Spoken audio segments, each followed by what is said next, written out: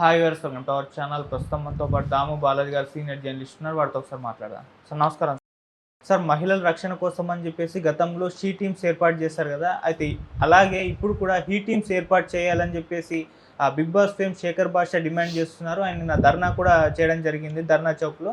మరి he teams ఎందుకు ఏర్పాటు చేయాలని ఈయన కోరుకుంటున్నాడు? మరి ఏర్పాటు చేయడం అనేది పాసిబుల్ అవుతుందా సార్? మీరేం చెప్తారు దీనికి సంబంధించి? నిన్న ధర్నా చౌక్లో చాలామంది అడ్వకేట్లు, మన ఎన్జిఓస్ కొంతమంది, తర్వాత సామాజిక సేవకులు, రకరకాల వర్గాలకు సంబంధించిన మనుషులు వచ్చి ధర్నా చేశారు. దీంట్లో ప్రముఖంగా శేఖర్ భాష, బిగ్ బాస్ సీజన్ నెంబర్ 8లో ఆయన పార్టిసిపెంట్. సో ఆయన ఆధ్వర్యంలో ఇది జరిగింది. చాలామంది అయితే అడ్వకేట్స్ కూడా ఉన్నారు దీంట్లో. సో వీళ్ళ డిమాండ్స్ ఏంటి, ప్రధానంగా వీళ్ళు ఎందుకు హీ టీమ్స్ అనే ఒక కాన్సెప్ట్ని పరిచయం చేశారు, హీ టీమ్స్ పెట్టాలని ఎందుకు డిమాండ్ చేశారు, అసలు షీ టీమ్స్ అంటే ఏంటి, వాటి పని ఏమిటి, వీళ్ళు హీ టీమ్ని ఎందుకు అడుగుతున్నారు, ఇలాంటిది ప్రపంచంలో ఎక్కడైనా ఉందా అనే విషయాలు మనం మాట్లాడుకుందాం. యాక్చువల్గా షీ టీమ్స్ అనేది కూడా మన దేశంలో మామూలుగా అయితే ఎక్కడా లేదు. బట్ కేసీఆర్ సింగపూర్ వెళ్ళినప్పుడు అక్కడ అలాంటి సిమిలర్ కాన్సెప్ట్ చూశాడు. స్త్రీల కోసం ప్రత్యేకమైన పోలీస్ టీముల్ని ఆయన అక్కడ చూశాడు. ఇలాంటిది మనం కూడా తెలంగాణలో పెట్టాలనే ఉద్దేశంతో ఆయన అక్టోబర్ 24, 2014లో ఈ కాన్సెప్ట్ని ఇంట్రడ్యూస్ చేశారు. షీ అంటే అర్థమైందంటే safety, health and environment. She అంటే SHE, safety, health and environment. ఈ మూడు వచ్చే విధంగా షీ టీమ్స్ అని ఫామ్ చేశారు. ఇవి ప్రధానంగా ఏంటంటే మహిళలకు సంబంధించిన భద్రత, తర్వాత వాళ్ళ సెక్యూరిటీ, సేఫ్టీ, చైల్డ్ మ్యారేజెస్, తర్వాత ఈవ్ టీజింగు, స్టాకర్స్ అంటారు, వాళ్ళని వెంటాడుతూ ఉంటారు కొంతమంది. ఎక్కడైనా బస్ స్టాండ్లో, పబ్లిక్ ప్లేసుల్లో వాళ్ళని ఫాలో అవ్వడం, వెంటాడడం, ఇవన్నీ చేస్తుంటారు. సో ఇలాంటి చర్యల్ని అరికట్టడం కోసం ఈ ఫోర్స్ పనిచేస్తుంది. ఒక అసిస్టెంట్ డీసీపీ ఆధ్వర్యంలో ఒక ఏఎస్ఐ ఉంటారు. ఏఎస్ఐ కింద ఒక 5-6 మంది మహిళా కానిస్టేబుల్ ఉంటారు. వీళ్ళందరూ కూడా అండర్ కవర్గా పనిచేస్తారు. అండర్ కవర్ అంటే మారువేషాల్లో ఉంటారు. మామూలు అమ్మాయిలాగా వీళ్ళు కూడా కలిసిపోతారు. వీళ్ళని కూడా టీచ్ చేసే వాళ్ళు ఉంటారు. వీళ్ళు పోలీసులని వాళ్ళకి తెలియదు అబ్బాయిలకి. అలాంటప్పుడు వాళ్ళు రెడీ హ్యాండెడ్కి పట్టుకుంటారు. అలాగా హైదరాబాద్ పరిధిలో దాదాపు 100 నుంచి 120 టీములు, షీ టీములు పనిచేస్తున్నాయి ప్రజెంట్. ఇది దేశంలోనే కొత్త కాన్సెప్ట్ అని చెప్పొచ్చు. ప్రపంచంలో కూడా ఇలాంటి టీములు చాలా తక్కువ దేశాల్లోనే ఉన్నాయి. ఇది కేసీఆర్ ప్రవేశపెట్టిన మంచి కాన్సెప్ట్లో ఒకటి. ఇది ఎబ్సెంట్గా కూడా పనిచేస్తుంది. దీని తర్వాత చాలా చోట్ల ఉమెన్ మీద ఇటువంటి క్రైమ్స్ తగ్గాయి అనేది కూడా మనకు గణాంకాలు చెప్తున్నాయి. ఫర్ ఎగ్జాంపుల్ రాచకొండ కమిషనరేట్ పరిధిలో 85% డౌన్ అయిన కేసులు, స్త్రీలని హరాస్మెంట్ కేసులు షీ టీమ్స్ వల్లే, ఎఫెక్టివ్గా పనిచేయడం వల్లే అనేది. అంటే ఒక్కసారిగా వీళ్ళు ఎక్కడంటే అక్కడ పట్టుకోవడం వల్ల భయపడుతున్నారు.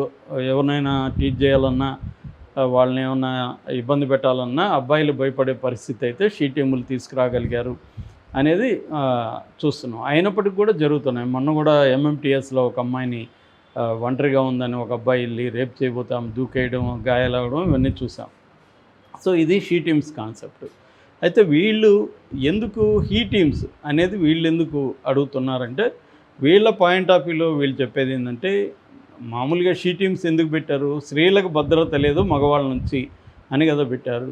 మాకు కూడా మగవాళ్ళకు కూడా స్త్రీల నుంచి భద్రత లేదు, మాకు కూడా హరాస్మెంట్లు జరుగుతున్నాయి, మా మీద తప్పుడు కేసులు పెడుతున్నారు, మమ్మల్ని డౌరీ వరకట్న కేసుల్లో ఇరికిస్తున్నారు, డొమెస్టిక్ వైలెన్స్ కేసులు పెడుతున్నారు, రేప్ కేసులు పెట్టేస్తున్నారు, పోక్సోలు పెడుతున్నారు, ఇలాగ తప్పుడు కేసులు పెట్టి మమ్మల్ని కూడా ఇది చేస్తున్నారు. దీన్నే లీగల్ టెర్రరిజం అని పిలుస్తున్నారు. వీళ్ళు ఒక లీగల్ టెర్రరిజం లాగా వీళ్ళు చేస్తున్నారు. దీని నుంచి మాకు రక్షణ కావాలంటే మాకు ప్రత్యేక భద్రత కల్పించాలి పోలీసులు, అందుకోసమే హీ టీమ్స్ కూడా ఫామ్ అవ్వాలి అనేది వీళ్ళ డిమాండ్. ఇది పైకి కామెడీగా కనిపించవచ్చు, కానీ అంటే షీ టీమ్స్ లాగా హీ టీమ్స్ అనేది దీని వెనకైతే వీళ్ళ ఒక సీరియస్ ప్రాబ్లమ్ని మగవాళ్ళు కూడా స్త్రీల నుంచి ఫేస్ చేస్తున్నట్టుగా మనకి డేటా చూస్తే కూడా అర్థమవుతుంది. ఫర్ ఎగ్జాంపుల్ ఎక్కువగా మిస్యూజ్ అయ్యే చట్టాల్లో 498A అంటారు. ఈ చట్టం వీళ్ళకి స్త్రీలకి భద్రత కోసం క్రియేట్ చేసింది వాళ్ళకి. ఆ చట్టం ఇప్పుడు మగవాళ్ళని అరెస్ట్ చేసే టూల్గా మారిపోయింది. ఒక centre for the social research అనే ఒక సంస్థ దీని మీద రీసెర్చ్ చేసింది. దేశవ్యాప్తంగా ఎన్ని కేసులు ఇలాగా మిస్యూజ్ అవుతున్నాయి అంటే, అక్కడ భర్త ఏమాత్రం అరెస్ట్ చేయకపోయినా అతనికి భార్యకి గొడవలు వచ్చినప్పుడు 498 పెట్టేయడం ఇది జరుగుతుంది. 498A పెట్టేయడం. సో ఈ సంస్థ సెంటర్ ఫర్ సోషల్ రీసెర్చ్ సంస్థ తేల్చింది ఏమంటే, దాదాపు 20% కేసులు ఫాల్స్ కేసులని, అంటే 498 కింద 100 కేసులు, 498A కింద 100 కేసులు పెడితే అందులో 20 కేసులు తప్పుడు కేసులు అనేది వీళ్ళ రీసెర్చ్లో తేలింది. ఇది చాలామంది ఈ మధ్య అతుల్ అనే ఒక అతను, మన అతుల్ సుభాష్ అనుకుంటా, బెంగళూరు అతను 58 పేజీల లెటరు, తర్వాత సుదీర్ఘమైన గంటకు పైన వీడియో చేసి సెల్ఫీ వీడియో సుప్రీంకోర్టుకి అప్పీల్ చేస్తూ అతను ఆత్మహత్య చేసుకున్నాడు. తన భార్య తనని ఎలా హరాస్మెంట్ చేసిందో. అలాంటి కేసులు బాగా పెరుగుతున్నాయి. అంటే అబ్బాయిలు వాళ్ళ భార్యలు హరాస్మెంట్ తట్టుకోలేక ఆత్మహత్యలు కూడా బాగా పెరుగుతున్నాయి. రెండవది domestic violence case, domestic violence చట్టం, అది కూడా బాగా దుర్వినియోగం అవుతుంది. మూడవది పోక్సో మీద ఆల్రెడీ మాట్లాడుకున్నాం. ఈ మధ్యనే కోర్ట్ అనే సినిమా కూడా పోక్సో ఎట్లా దుర్వినియోగం అవుతుందని చెప్తున్నారు. అమ్మాయిలైనా అబ్బాయిలైనా 18 ఏళ్ళు లోపల ఉండే వాళ్ళతో లైంగికంగా వాళ్ళ సమ్మతితో కలిసినా కూడా పోక్సో వర్తిస్తుంది. కానీ ఇది ప్రధానంగా అబ్బాయిల మీదనే పెడుతున్నారు. అబ్బాయి అమ్మాయి ఇద్దరు 18 ఏళ్ళు లోపల వాళ్ళైనా వాళ్ళిద్దరి మధ్య లైంగికంగా జరిగిన అబ్బాయే నేరస్తుడిగా పెట్టేస్తున్నారు ఈ కేసుల్లో. కాబట్టి అమ్మాయే అబ్బాయిని రెచ్చగొడుతుంది, సెడ్యూస్ చేస్తుంది, అబ్బాయి రంగంలో దిగుతాడు. సో ఇద్దరి మధ్య రొమాన్స్ జరుగుతుంది. ఇది ఇంట్లో తెలిసేసరికి అమ్మాయిల తల్లిదండ్రులు వెళ్ళి పోక్సో కేసు పెట్టేస్తున్నారు. అబ్బాయి జీవితం నాశనం అవుతుంది. తప్పు ఎవరిదంటే ఇద్దరిది. ముందు అసలు అమ్మాయి కదా సెడ్యూస్ చేసింది. ఇలాంటి కేసులు హైకోర్టులే అనేక సార్లు దీని మీద మాట్లాడాయి. సో అందుకని అమ్మాయిల సెక్స్ ఏజ్ని 16 ఏళ్ళకి చేయమని కూడా అనేక హైకోర్టులు సెంట్రల్ గవర్నమెంట్కి విజ్ఞప్తి చేశాయంటే మనం దీంట్లో ఉండే సీరియస్నెస్ అర్థం చేసుకోవచ్చు. ఇక మూడవది డైవర్స్ అండ్ అలిమోనీకి సంబంధించి చాలామంది డైవర్స్ ఎందుకు అడుగుతున్నారంటే, పెళ్లి చేసుకోవడం, రిచ్గా అయిన చూసి పెళ్లి చేసుకోవడం, ఏదో ఒక వీళ్ళకి ఇష్టం వచ్చిన అబ్బాయిలతో తిరగడం, దాంతో భర్త గొడవ చేస్తే వీడి మీద కేసు పెట్టడం. ఎలిమోనీ అంటే భరణం కింద డబ్బులు లాగడం. అంటే వాళ్ళని ఇంటిల్లిపాదిని, వాళ్ళ చెల్లెల్ని, వాళ్ళ అమ్మని, నాన్నని, ముసలి వాళ్ళని అందరిని పెట్టేయడం, అరెస్ట్ చేయడం. ఇప్పుడు కోర్టు బయట పరిష్కారం. కోర్టు బయట నాకు 2 కోట్లు 3 కోట్లు వాళ్ళ ఆస్తిని బట్టి ఇస్తే నేను విత్డ్రా చేసుకుంటాను అనడం. ఇలాంటి కేసులు కూడా బాగా పెరిగిపోయినాయి. డైవర్స్ అండ్ భరణం కేసులు కూడా. అందుకని ఇవాళ చాలామంది పెళ్లి చేసుకునే ముందే అగ్రిమెంట్లు రాసుకొని పెళ్లి చేసుకుంటున్నారు. మన ట్రంప్ తెలుసు కదా, ట్రంప్ కూడా ఇవాంకాని పెళ్లి చేసుకోకముందు ఇలాంటిది అగ్రిమెంట్ రాసుకొని పెళ్లి చేసుకున్నాడు. కోయిన్ అనే వాళ్ళ గురువు అడ్వకేటు ఈ సలహా ఇస్తే దాన్ని బట్టే చేసుకున్నాడు. అట్లాగే సమంత విషయంలో కూడా నాగార్జున ఎలా రాయించుకున్నాడు అనేది కూడా వార్త అప్పట్లో వైరల్ అయింది. ఇది ఇప్పుడు ఈ మధ్య ఏమవుతున్నారంటే, అందరూ భర్తలు హుషారుగా పెళ్లి చేసుకోకముందే అగ్రిమెంట్లు రాసుకుంటున్నారు. ఒకవేళ మనం విడిపోతే నేను ఇంత ఇస్తాను, లేకపోతే ఇంత ఇవ్వను, దానికి నాకు సమ్మతి అంటేనే నువ్వు పెళ్లి చేసుకోని. ఎందుకంటే ఆ స్థాయిలో కేసులు పెరుగుతున్నాయి అన్నమాట. మూడవది వర్క్ ప్లేస్ డైనమిక్స్. వర్క్ ప్లేస్లో ఇప్పుడు అబ్బాయిలు అమ్మాయిలు పనిచేస్తుంటారు. అబ్బాయి ఏదో ఈ అమ్మాయిని సరిగ్గా పనిచేయలేదని అబ్బాయి బాస్గా ఉంటాడు. బాస్ తన కింద పనిచేసే అమ్మాయిలు సరిగ్గా పనిచేయకపోతే తిట్టాడనుకో, అతని మీద ఈ కేసులు పెట్టేయడం, నన్ను ఇతను సెక్సువల్గా హరాస్ చేస్తున్నాడు అనేసి పెట్టేయడం. ఇలాంటివి కూడా బాగా పెరుగుతున్నాయి అన్నమాట. సో ఈ యాంగిల్లో నుంచి వీళ్ళు అడుగుతున్నారు. అయితే మనం డేటా చూస్తే అబ్బాయిల మీద అమ్మాయిల వైలెన్స్ ఎక్కువ ఉందా ఇండియాలో, అమ్మాయిల మీద అబ్బాయిల వైలెన్స్ ఎక్కువ ఉందా, ఈ రెండిట్లో ఏది ఎక్కువ ఉందని చూస్తే ఇప్పటికి కూడా అమ్మాయిల మీద అబ్బాయిల వైలెన్సే ఎక్కువ ఉంది. For example 2022 national NCRB national crime records bureau ప్రకారం మన దేశంలో 58,24,946 కాగ్నిజబుల్ అఫెన్సెస్ జరిగాయి. ఇందులో అరెస్ట్ అయిన వాళ్ళ సంఖ్య 3,50,000 రఫ్గా, అంటే కరెక్ట్గా చెప్పాలంటే 3,49,492 క్రైమ్స్ ఉమెన్ చేసినట్టుగా చెప్తున్నారు. అంటే 6% క్రైమ్స్ ఉమెన్ చేశారు. మొత్తం 94% క్రైమ్స్ మేలెస్సే చేస్తున్నారు.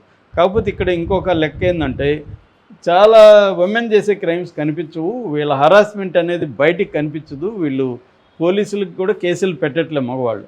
అందుకని మనం ఇంకొక లెక్క కూడా చూడాలని చెప్తున్నారు వీళ్ళు.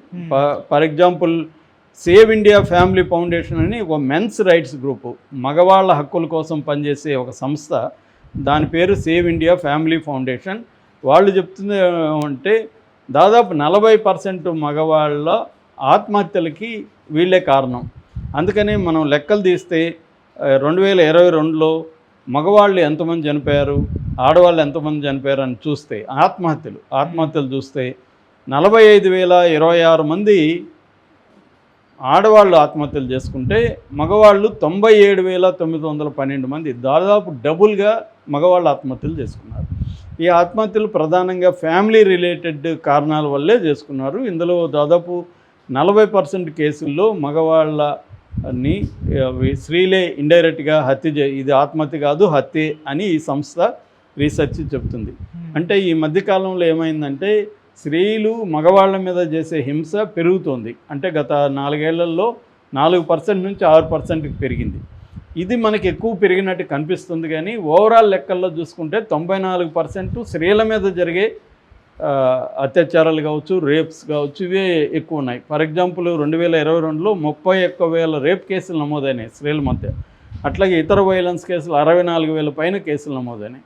అంటే ఓవరాల్గా ఇప్పటికి కూడా 94% స్త్రీల మీదనే స్త్రీల మీద వైలెన్స్ అనేది, స్త్రీల మీద అత్యాచారాలు కావచ్చు, వైలెన్స్ కావచ్చు, స్త్రీల హత్యలు కావచ్చు, అవే 94% ఉన్నాయి. ఓన్లీ 6% మాత్రమే స్త్రీలు చేస్తున్నారు అనేది ప్రధానంగా మనకి గణాంకాలు చెబుతున్నాయి. ఓకే, కాబట్టి మగవాళ్ళ డిమాండ్స్లో అసలే వీళ్ళు చేస్తున్న ఈ టీమ్స్ డిమాండ్స్లో అసలే లాజిక్ లేదని చెప్పలేము, లాజిక్ ఖచ్చితంగా ఉంది. అట్ ద సేమ్ టైం వీళ్ళు చూపించే స్థాయిలో స్త్రీలు మగవాళ్ళ మీద హింస చేస్తున్నారనేది కూడా అబద్ధం అని మన డేటా చెబుతుంది. Okay sir, thank you so much.